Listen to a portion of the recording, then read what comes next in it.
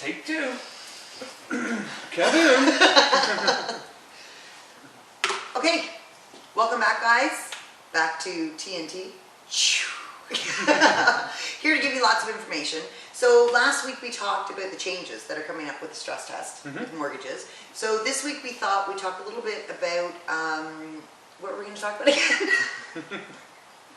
Oh yeah, we're going to talk about TDS and GDS and how that affects how you get a mortgage. Yes, yeah. So we're going to talk about sort of how do you make up your debt service ratio. Whenever you go to get a mortgage, they always talk about your debt service ratio. So what the heck is it? Okay, so let's talk about the two. We have the gross debt servicing ratio and we have the total debt servicing ratio. They're two different separate numbers that are used. And I'm going to go through the gross debt servicing ratio first, because what that is, it's your mortgage payment, your taxes, and your heat or hydro. You want to put that? Yeah. So make that clear. And that makes up your gross debt servicing ratio, which can be as high as 39% of your gross income. Right. Okay. Of the gross income. Right. So now the total debt servicing ratio is everything in that GDS, basically your mortgage, your taxes, your hydro, and it also includes your line of credit, your car payments, your credit cards, everything else that you might have as a debt gets included into that ratio, and that can go as high as 44. And if, there's no, unfortunately I can say this, but there's no forgiveness above 44. Like if it goes over 44, we have to work it back down. Right? And is that with every lender? Like is that with banks, which we call A lenders? Yeah. It is with every lender? So that is with every A lender. So we call that an A lender, which is basically your banks, your monolines, which we'll get into another day. We're not going to get into that today. Your credit unions. Now, we can get into alternate lenders. They can go to a much higher total debt servicing ratio. They look at different aspects when you buy a house. But as far as what we're going to talk about today, it's going to be just for the banks, as if you're going for a mortgage. Okay. So we understand the mortgage, obviously, and it would be mortgage and or rent, right? Because if I'm renting currently and I want to buy, they take into account my rent payments? Or do they take into account what my mortgage would be on the house that I'm buying? Okay, so there's, I think it's an interesting scenario, but typically if you're buying a house, you're no longer renting anymore. So they don't take into account the rent payment. So what they do look at, though, is that you've been paying rent for maybe a year or 2 years and it shows credit worthiness, right? So, which is a great thing. I've also had the situation where somebody's buying a house, but they don't plan on moving in it, so they're renting here. And a good example of that might be somebody who's renting in Toronto, but they want to buy a cottage, right? They're not going to move into the cottage. It's not going to be a year round. Maybe it's a 3-season, whatever. So we actually have to use that rent calculation into the total debt servicing ratio, right? So that could actually happen. But they don't take into, so let's say I am moving into the house though. I'm moving into the house that I'm buying. Yeah. They're not going to take into account my rent to get that gross. They're going to take into account what my mortgage payment will be. That's correct. Okay. Okay, that makes sense. So what about when you talk about total debt service ratio, that includes all of my debt, right? That's correct. So credit cards, credit lines. Let's talk a little bit about credit lines. There's more than one kind. I know for sure that there's a secured line of credit and an unsecured line of credit. And then there's a sneaky one called the HELOC. That's right. Now you got it. There is three. You weren't really going to it. So let's talk about the difference between those. Who would have them and why? Okay, so why don't we start with the easy one, which is the unsecured line of credit. It's typically 4 to 5% higher, plus prime is what you're looking at, so maybe 8%, somewhere in that line, 9%. The person that would have that would be somebody that doesn't have equity, so nothing to secure it against. That's typically where you see those. Doesn't mean you can't have a house and still not have one, which is most people would secure it. And it's, why would you have one? Some people want it as extra income, maybe you're self-employed. One of the biggest things I suggest people use it for, somebody might be to wrap up debt. So if you have a bunch of credit card debt, it might be good just to get an unsecured line of credit, put it inside that if you don't have a house. That'll help your ratios going down the road. Okay, it'll also help your credit going down the road. So that's the type of individual that would have an unsecured. And like I said, they're quite common. They're relatively easy to get. Most banks will start you off like at 5,000 or 10,000, because again, they're not securing it against anything, right? So it's based on your income, your credit worthiness, your credit score. And that revolves, right? So the difference between that and a loan is it's a revolving. I would think that that would be a little bit harder to get than just a loan if I was closing out debt. Yeah, it can be a little more difficult to get. Like I said, banks usually start you off small and just see where your payment's kind of going, and they kind of move up from there. The other thing too is just remember, like, you can't go to a mortgage broker for an unsecured line of credit. Like, I don't know of one that has that can sell it, because we are equity type lenders. That's people we deal with. So if they don't have a house to secure it against, they're not going to give a line of credit. But you can easily walk into the bank and tell them that. And so going to the next one, which is the secured line of credit. So there's a lot of reasons why some people would have a secured. Obviously, they're looking for extra money. So again, self-employed. Again, you want to consolidate debt. There are some rules around it. And the reason why somebody might do that versus a HELOC is, let's say they closed a deal with their mortgage company and then decide a year later they want to get a line of credit. Right? And you can, this was interesting to me, because I always thought if you got your mortgage with a bank or whoever you have your mortgage with, that when you wanted to get that line of credit, you had to go back to that same bank, but that's not so. No, that's not true at all. So you can go to any bank that's willing to go into second position with the line of credit, right? And the reason why a bank will do that is because when your mortgage comes up for renewal, that line of credit has to be dealt with. And so a good reason why they might do it is because they want your mortgage business. So, hey, I'm going to give you a secured line of credit so that in 3 years, 4 years, or 2 years, whatever it is down the road, you're going to come to us for that mortgage instead of going back to the existing lender, because now you need to pay this thing out, or we need to put it together. So there's reasons why they do it. The other thing is sometimes your rate might be slightly lower if you have the two separated. Oh, really? So that's one reason why some people do it, but there's also disadvantages to it too. And then we're getting to the advantage of the HELOC and why a lot of people want to go that direction. Okay, why, though, can I ask the question, why would the rate be better if it was separated? Well, mainly because you could shop two different institutions. So one might have a better line of credit, one might have a better fix. So they just want my business. So. Yeah, so it's just sort of the fight, right? The HELOC, we'll go into the third one, which something I find it's a fantastic product, especially if you're going to get into like rental markets and, you know, investment properties and stuff like that. I was just saying not the rental market, but the investment properties. It just, the whole idea of that, and you can kind of think of it this way: if you had a $400,000, we'll call it a mortgage or a HELOC, you might have 200,000 of it secured in the HELOC, and then 200,000 of it will be liquid in a line of credit. And as you pay down the secured portions, let's say that gets down to 190, well, now your HELOC portion or the line of credit portion is now worth 210, right? So it goes up as you pay down the fixed portion. So that's one of the advantages of it. And you don't need to go to, two lawyers to, one lawyer to register it twice. You don't have to requalify. It's a lot easier on the renewal. So there is a lot of advantages to it. The fixed portion does tend to be a little bit higher. Another advantage of it is, let's say you had 100,000 now in that line of credit, and it is open at that point in time, but you can actually lock that into a fixed rate to bring the rate down on it. Something I didn't mention before. Yeah, and there's tricks. You could do sub-accounts, so you can actually separate. If you had 2 or 3 rental properties, you could actually break down each one as what you paid into each rental property. So there's a lot of very interesting. Yeah, a lot of great things you can do with it that are available to you. And again, there's also drawbacks too, because they do secure up to 100% of the house normally on a HELOC.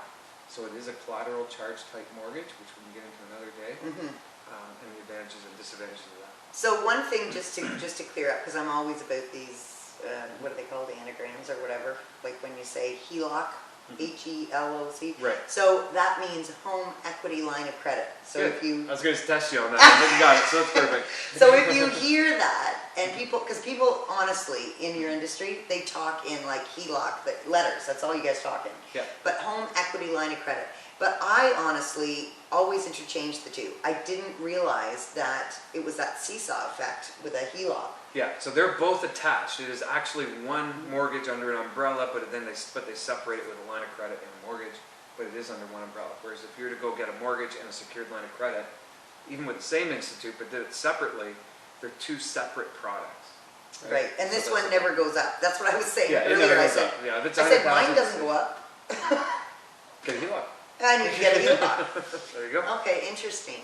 Okay, so that actually was a really good explanation. So understand that. But if I'm going to go and I need money for my down payment for my house, can I use money from either an unsecured or a secured or a HELOC? Can I use that money? Yeah, so different scenarios. So let's take a look at scenario number 1. But if you're actually going to borrow it from the HELOC, sell that property, and then buy another one, see where I'm going with this, Yeah.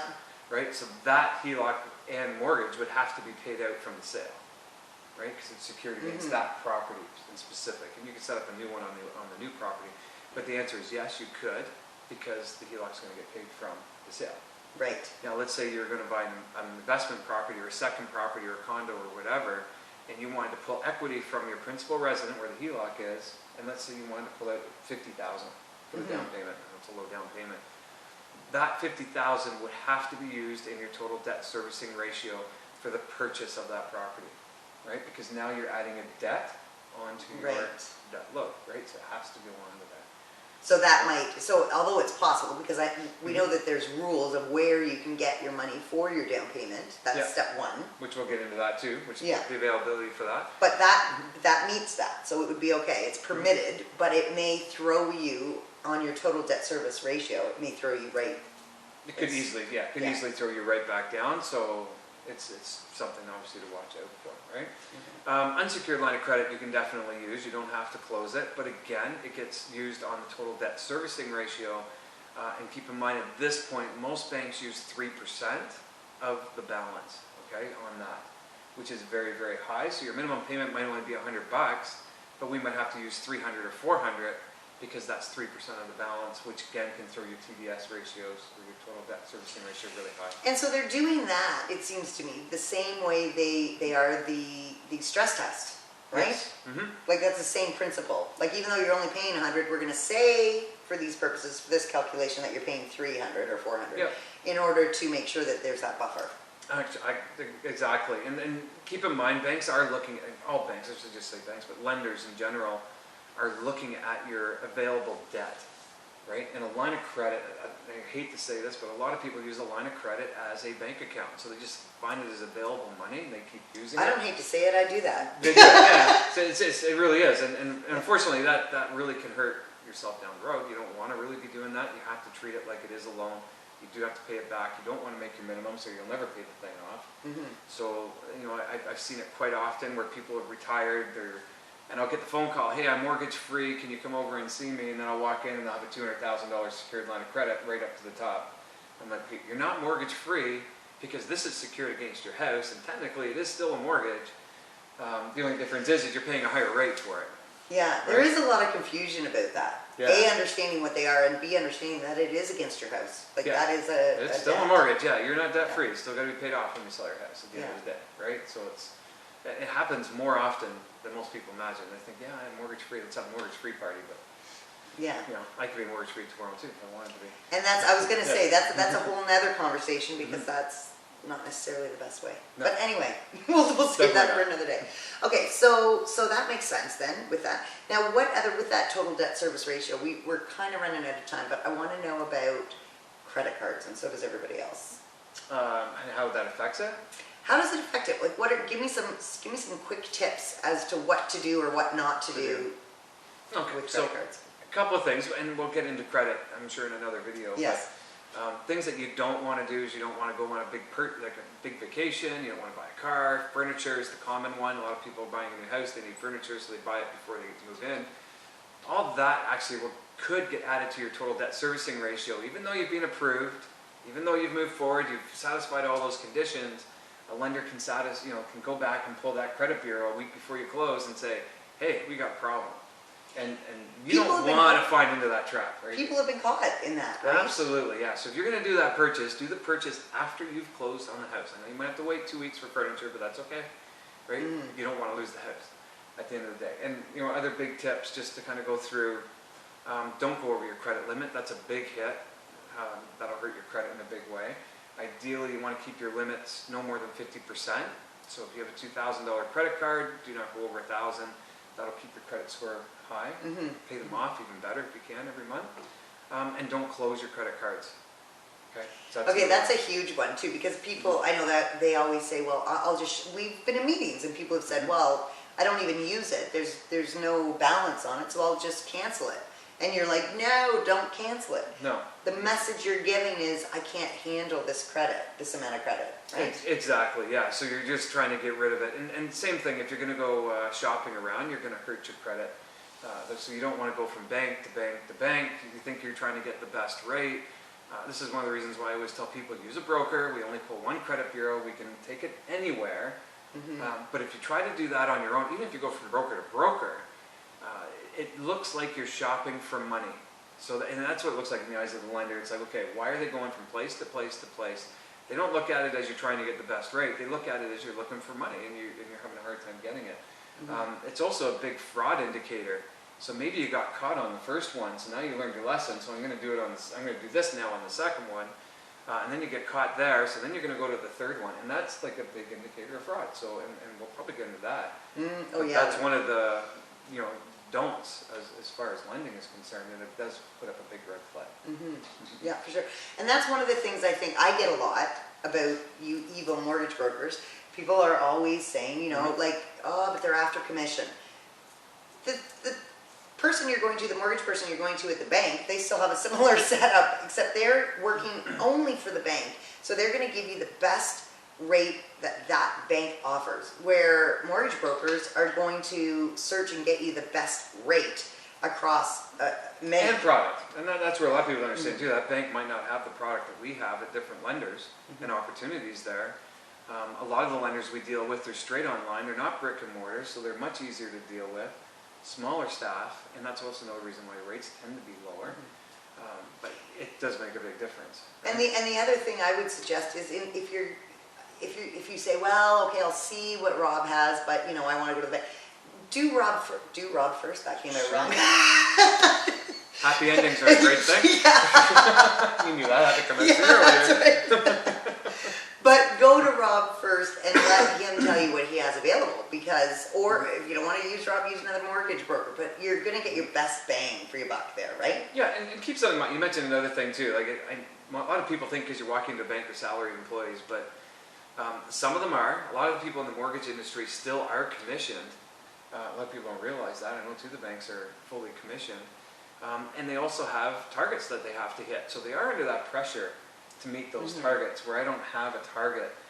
Sure, I still need to make a living, right, just like anybody else, but I don't have the target or the pressure in that line. But like one of the things you do, I don't know, but now you're going to do it all the time if you don't already, is you pay for the appraisals. Yeah. Like there's things like that you do that help people, but they don't realize that. They don't know unless they talk to you. Yeah, well, most people I don't even tell I've actually paid for the appraisal. I just do it. I know, right? But you should, because that's an expense. I just did. It's right there. I just did. Yeah, Okay. I just give me that as a given, but Yeah, but you shouldn't, because that matters. That's an expense. sure, yeah, it's an extra $500, easy. But anyway, we got a lot more to talk about in our next ones, but I think for right now we need to wrap this one up. So we talked about the different credit lines Yep. and HELOCs. GDS, TDS, Yes, which is gross debt servicing ratio, and total debt servicing ratio, because you forgot already. I'm quizzing him on his own stuff. HELOC, you want to go through that? Yeah. But hopefully that gave you some great information. And if you have any questions, do not hesitate to, don't you dare touch that yet. Don't hesitate to go to Rob's page. And it's learned Rob about how Townsley. great of a broker I am, which is good. Yes. Or Melissa Taylor. So we're Townsley and Taylor. Ready? TNT. So we'll see you next week. Yep.